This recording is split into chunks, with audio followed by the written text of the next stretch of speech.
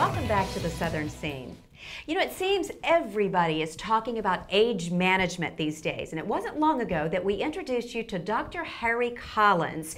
He's kind of our expert here on the Southern Scene where age management is concerned. Of course, Dr. Harry Collins of Savannah Age Management Medicine joins us once again. Thank you so much for being here again. Thanks for coming back to the office. I love talking with you about age management and everything. Now, the last time that we were here, we talked about a lot of vitamin supplements and ways of feeling better, and you kind of walked me through the process of what the patients do when they come and see you. But this time we wanted to focus on bioidenticals because that's kind of that buzzword that we're hearing these days of a way to feel better. What is a bioidentical? I mean, let's talk about that. Sure. The word bioidentical means it's exactly the same chemical and molecular structure that your organs make. The same chemical hormone that your ovaries make, a man's testicles make, your thyroid, and your brain. So it is synthesized in the laboratory, but the body recognizes it as being made by the body. Now, when we talk about the synthetic hormones that are out there, because of course those have been extremely controversial, and you know there was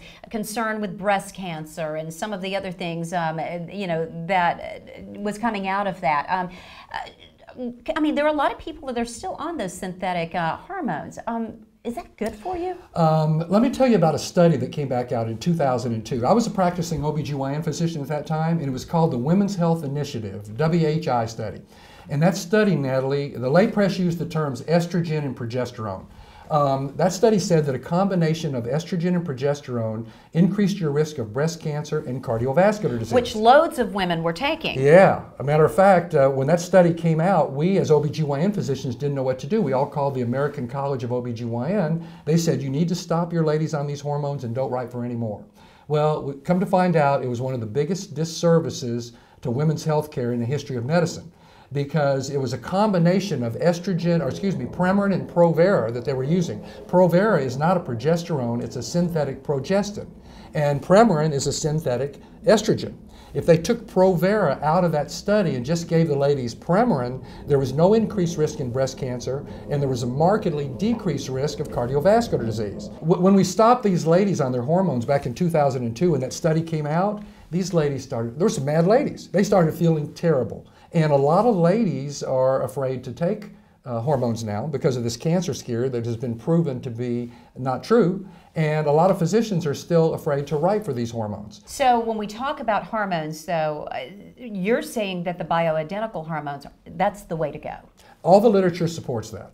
Using a bioidentical hormone, again, which is the same chemical and molecular structure that your body produces. And bioidentical hormones, it's not just for women. You know, it's funny, I'm an OBGYN physician, but the majority of my patients are men. The guys come in here because men go through menopause or andropause. Talk about some of the symptoms, you know, specifically with women and with men, and then what they need to do. Let's talk about testosterone 1 second, because I talk a lot about testosterone, but we look at all the other hormones. But there's 3 ways to take testosterone, and this really applies to ladies also. One way you never want to take, and the only reason I mention this is because you can buy anything on the internet, you never want to take a pill. A pill goes right to the liver and it's converted into DHT, dihydrotestosterone, that causes a male pattern baldness. Don't want that. Oh, wow. Or it's converted into estradiol, the female hormone estrogen that causes man boobs. So you don't want that either. No. So you never want to take a pill.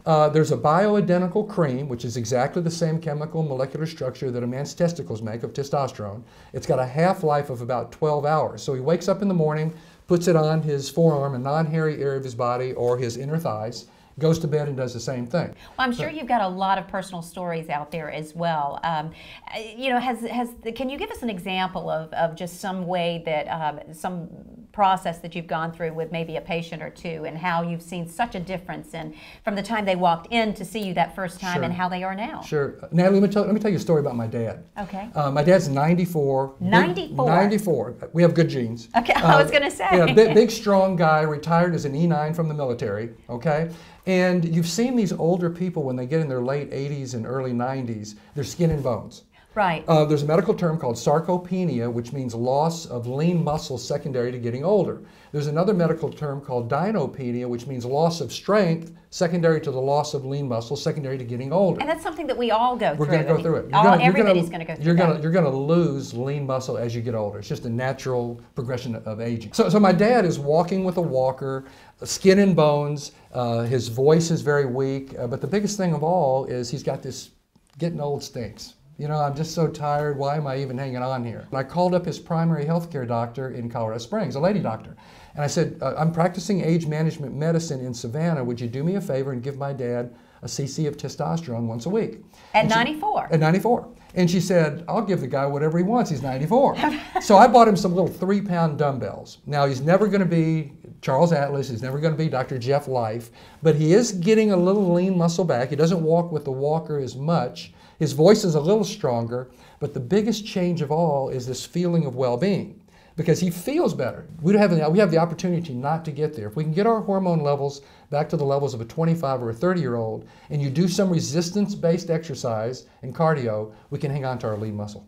And on top of that, it's, you know, I think we can get our groove back. I think so too. That's right. And I'm all about that. They say 70's the new 30. I'm coming to you. I mean, you know what? I'm coming to you, because when I'm 70, I want to feel like I'm 30. I do too. I do too. You'll take care of me, and I know you'll take care of a lot of our viewers as well. Well, thank you so much, Dr. Collins. It's been my pleasure. Thank you so much for coming out. We love having you here on the Southern Thank you very much. It's been my pleasure. If you'd like more information on Dr. Harry Collins, all you have to do is check out their website. You can see that information right there on your screen. You can also find out more from our station as well. Go to WSAV.com. Don't go away. We'll be back with more of the Southern Scene right after this. Stay with us.